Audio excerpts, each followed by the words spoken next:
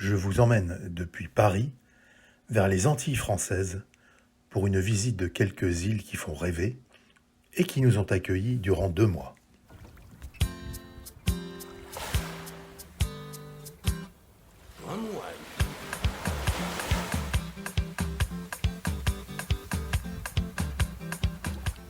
Nous commencerons par l'archipel des Saintes, puis Marie-Galante, et enfin Caruquera, traduction l'île aux belles eaux, autre nom de la Guadeloupe.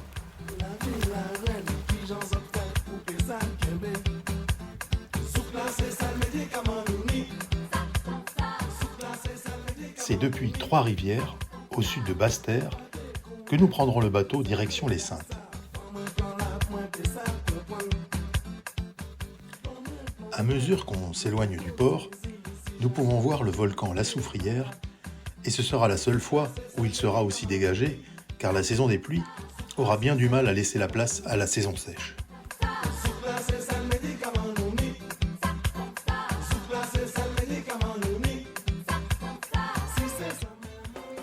Escale courte à Terre-de-Haut pour débarquer la plupart des passagers. Nous serons les seuls sur le bateau vers Terre-de-Bas que nous avons choisi pour sa tranquillité, loin des paquebots aux nombreux passagers qui visitent sa voisine.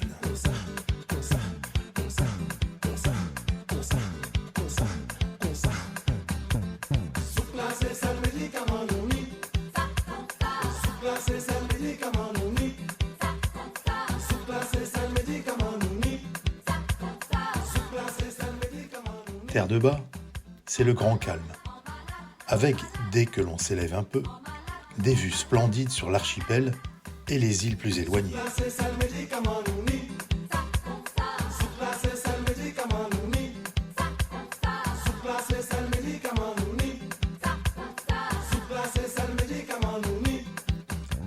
Il n'y a que 3 plages sur ce petit caillou, mais toutes ne se prêtent pas à la baignade.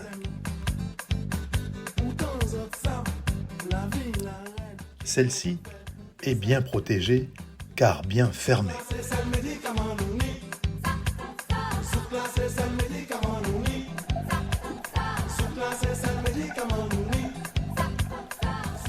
Sous la surface, ce n'est pas l'aquarium avec toutes sortes de couleurs, mais ce banc de sardines est tout de même impressionnant.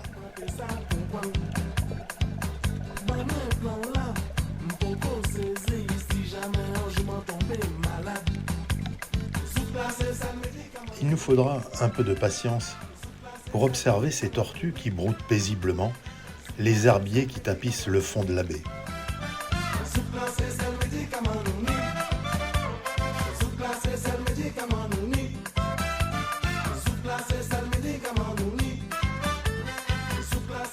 Maisons colorées, voire même très colorées, font partie du paysage de Terre-de-Bas. Et il est bien agréable de se balader au fil des rues tranquilles de ces 2 uniques villages.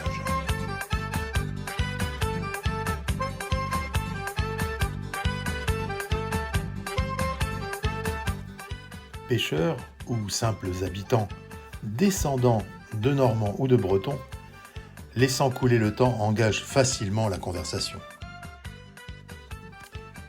Quelques plaques rigolotes et des éclairages de Noël intenses agrémentent la promenade du soir, tout comme ces couleurs du coucher qui donnent le frisson, ce qui est souvent le cas du soleil déclinant qui se fera un plaisir de revenir demain.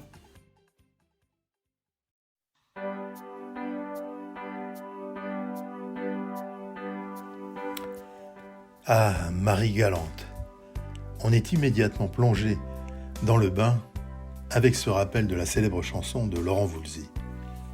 Ce dernier faisant désormais partie du décor du village de Capesterre, où quelques artistes connus de l'île se sont amusés à créer une ambiance bien colorée sur les murs du village pour rappeler la vie que l'on mène ici au quotidien, à travers la pêche, la canne à sucre, les racines, la faune et la flore.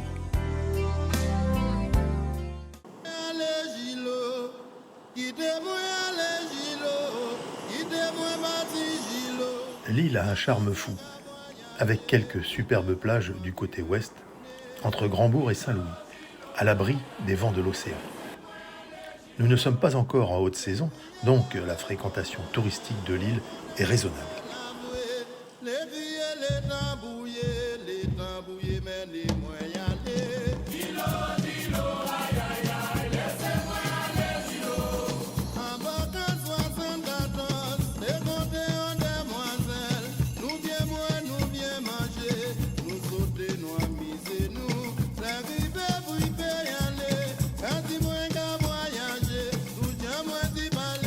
Heureusement pour nous, Marie-Galante n'est pas forcément connue et envahie par le tourisme de masse. Tout est à échelle humaine et l'ambiance s'en fait bien ressentir.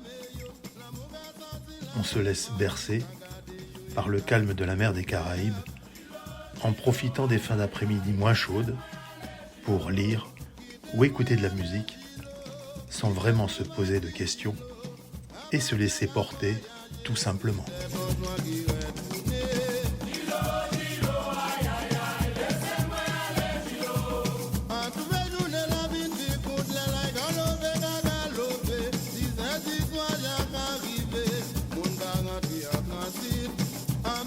Vers l'ouest, ce n'est plus le même décor. C'est la côte exposée aux alizés, ces vents de l'Est que les amateurs de voile connaissent bien, et les aide à traverser l'Atlantique en provenance de l'Europe ou de l'Afrique.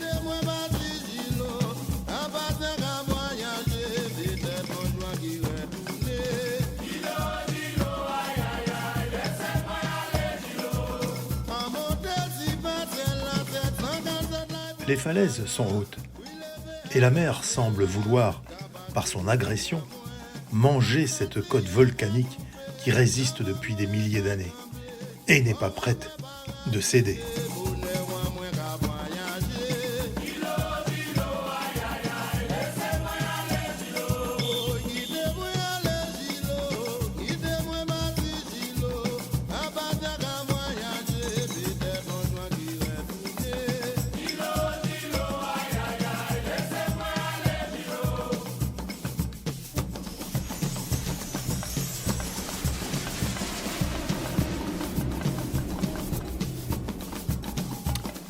On surnomme Marie-Galante soit de Grande Galette ou l'île aux 100 moulins.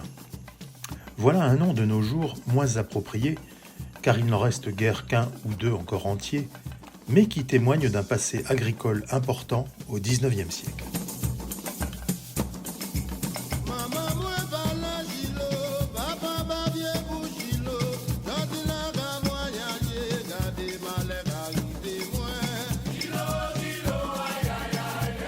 Ces moulins servaient à l'époque au broyage de la canne pour en extraire le sucre, et plus tard à l'élaboration de rhum aujourd'hui célèbre dans le monde entier.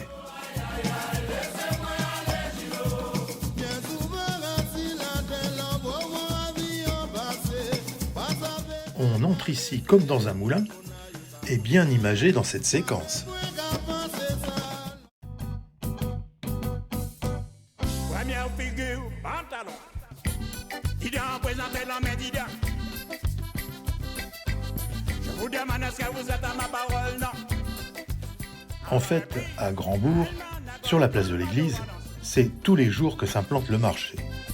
Vous mettez les dames, là on est mis Des doudous plutôt souriantes proposent des fruits et légumes du pays et en fonction des saisons.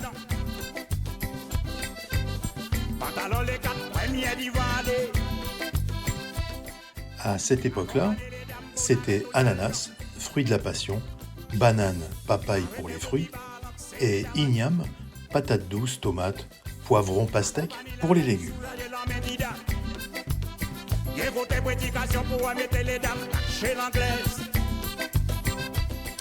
Sur d'autres étals, on vous propose également des jus de fruits, rhum arrangé, épices locales ou des plats préparés comme colombo de poulet, boudin créole et accra.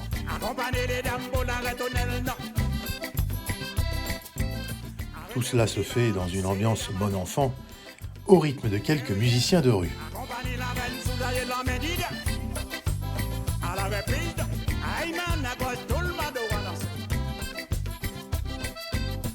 Mettez les dames down et mi wannas.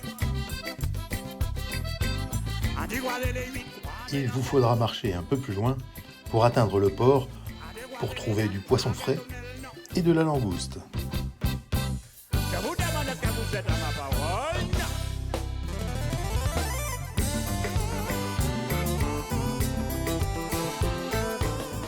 Costumes locaux, couleurs, senteurs, saveurs, tout y est pour passer un bon moment. C'est dans un coin perdu de l'intérieur des terres que nous avons trouvé Guillemette. Donc votre prénom c'est Ginette, c'est ça? Guinée. Guinette. Voilà, donc la Guinette est en train de cuire. Vous avez tué le cochon? Ah oui, Alors quand est-ce qu'il a été tué le cochon? avant Noël. D'accord. Vendredi avant Noël, on tue le cochon. Et après vous avez tout préparé? Donc quand une fois que vous avez tué le cochon, vous commencez, vous commencez par quoi en fait? C'est par tuer le cochon, nettoyer, couper avant la viande et après nettoyer le boyau pour faire le boudin après. D'accord. Et les saucisses aussi, vous faites les saucisses? Non? Que les boudins? Faire le boudin. Et le boudin blanc, c'est fait avec le cochon aussi? Oui, tout est cochon. D'accord. Et donc là, dans le bouillon, qu'est-ce qu'il y a tout dans le bouillon? Il y a du cidre, il y a du persil, il y a du piment, il y a du bois d'Inde. Du bois d'Inde? Bois d'Inde. Du bois d'Inde, d'accord. C'est beau hein, comme bouillon, dis donc. Et avec le reste du cochon, on fait quoi? Eh bien, on mange le cochon. Voilà. Tout est bon dans le cochon. C'est ça, hein, ce qu'on dit. On dit que tout est bon dans le cochon. Une bien belle île avec de belles personnes. C'est ça, Marie-Galante. Écoutez, prédication pour mettre les dames là chez l'anglaise. Ouais, puis ça dit déchaîner la reine, ah, on dit Michel Anglais. Troisième partie et troisième île de ce voyage, la Guadeloupe. Le papillon auquel ressemble la Guadeloupe est en réalité formé de deux îles reliées par deux ponts du côté de Pointe-à-Pitre. L'aile droite du papillon, Grande Terre, est la plus plate des deux. C'est le littoral qui présente l'attrait le plus important de cette partie de la Guadeloupe.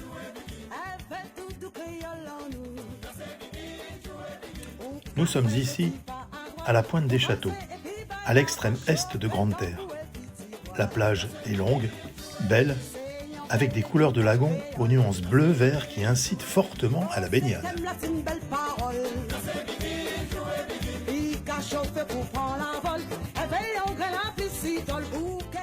L'Anse à l'eau a la particularité d'être très à l'écart des routes. Donc, on s'y retrouve seul ou presque, car les 2 bons kilomètres de piste pour y accéder doivent se faire avec prudence, sauf si l'on a un 4x4 bien sûr. L'Anse à Jacques est plus facile d'accès, mais elle est très petite, donc vite remplie en haute saison ou le week-end.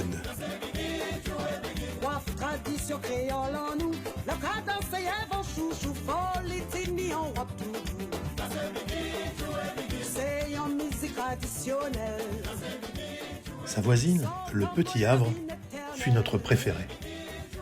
Pas simple pour se garer, ou alors en arrivant tôt le matin. Elle est bien abritée des vagues du large et bénéficie d'arbres apportant de l'ombre protectrice du soleil ardent de ces latitudes.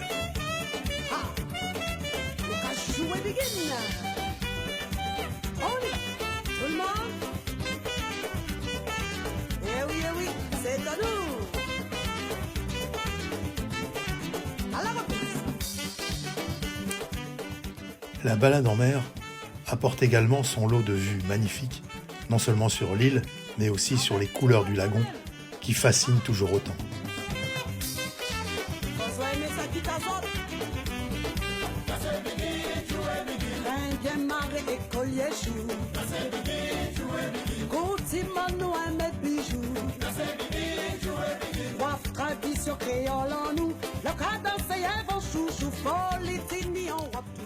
D'autres plages, pas toujours faciles d'accès, sont très belles, mais peu propices à la baignade, soit à cause des courants forts et dangereux, ou des vagues qui pourraient nous projeter sur la roche peu accueillante de cette côte au vent, comme ici, à la porte d'enfer l'a bien nommé.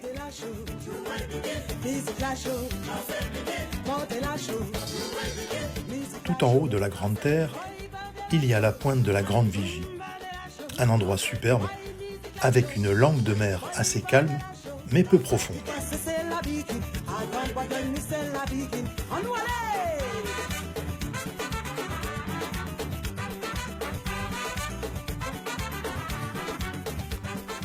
C'est ici que les falaises sont les plus hautes, harcelées sans cesse par cet océan agressif, mais la vue est splendide sous ce soleil de janvier.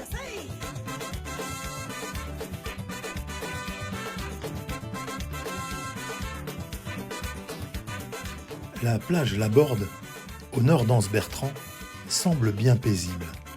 Et pourtant, c'est une des plus dangereuses de l'île en raison de courants traîtres qui vous poussent vers le large. Il est, toujours sur Grande Terre, une petite ville du nom de Morne-à-l'Eau, où la vie coule doucement au gré du soleil tropical. Pourtant, cette cité possède un trésor remarquable par son cimetière situé en plein centre-ville. On ne peut pas le rater. Les damiers noirs et blancs forment le décor principal de l'endroit. Un peu comme si, à travers la mort, on avait décidé d'unir ces deux couleurs qui se sont tant combattues, et si souvent du temps de la colonisation et de l'esclavage, et enfin, peut-être, établir une paix. Ici, on est doucement, mais longtemps. On reste comptable même dans la mort. Ou encore couturière, serait-ce cela l'humour noir? Les habitations, en tout genre, sont et restent très typiques, malgré les différences sociales remarquables.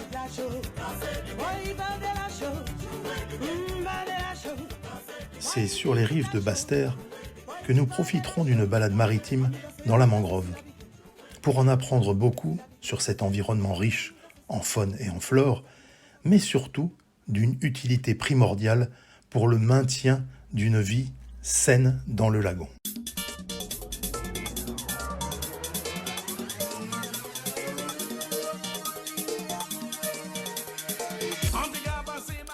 Basse-Terre, c'est pratiquement de la forêt tropicale dans tout son intérieur. Cascades et torrents rafraîchissants sont appréciables après une belle randonnée dans cet environnement de verdure.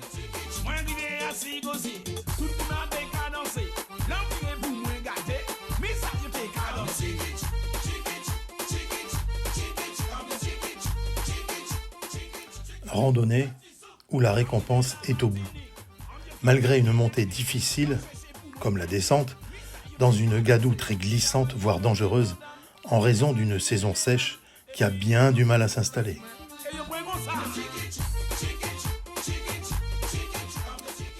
Basse-Terre, c'est l'aile gauche du papillon.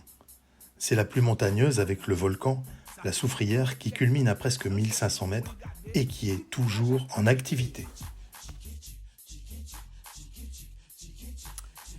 La forêt qui l'entoure offre une luxuriance de verdure que l'humidité ambiante entretient pour le bonheur des yeux.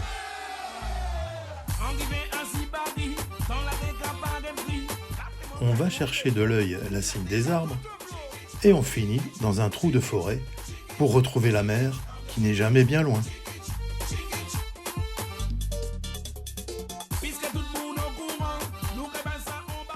Un zoo est implanté dans cette forêt. On y respecte les plantes et la faune qui sont dans leur élément naturel.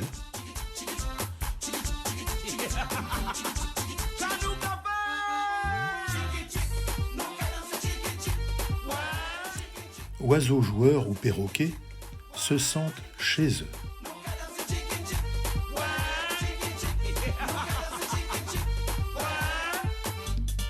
Attention, à partir de maintenant, nous allons procéder à la danse du tiki-tiki.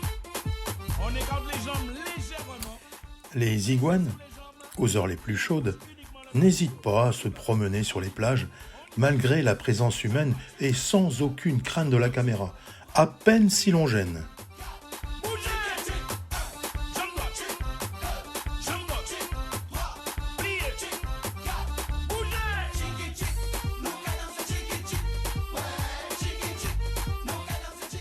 La lenteur des tortues terrestres contraste avec l'élégance de leurs cousines aquatiques qui viennent respirer en surface. C'est ça. Pour ça. À nous aller. C'est ça même.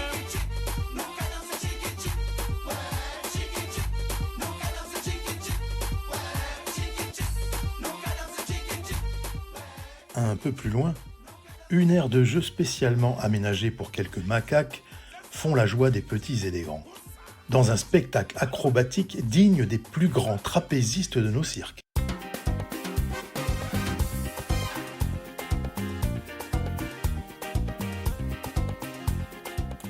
Oh, le gros chacha que voilà!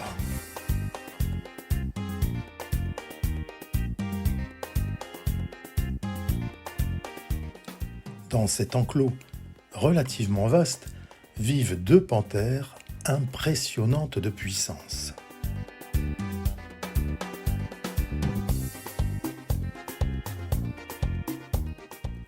Elle est vraiment très proche et menaçante. Aussi, je suis plutôt content d'être à l'abri derrière une épaisse vitre.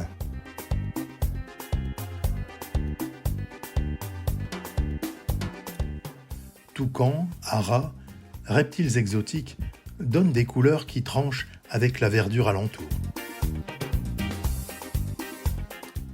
Quelques belles fleurs tropicales complètent ce joli tableau.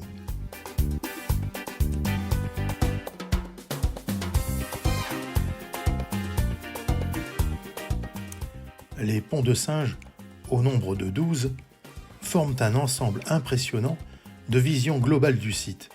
On y va doucement, car ça balance vite si l'on précipite le mouvement.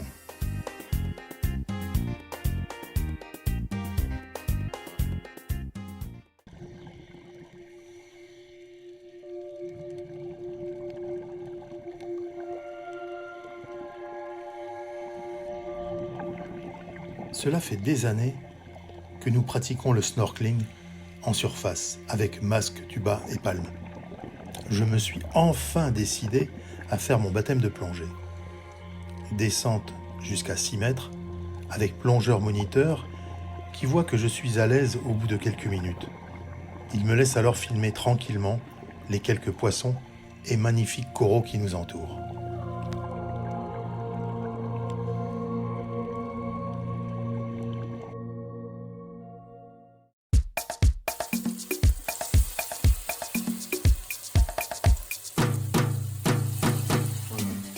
Une première leçon de cuisine avec Morena, en direct. Merci Morena. Avec plaisir.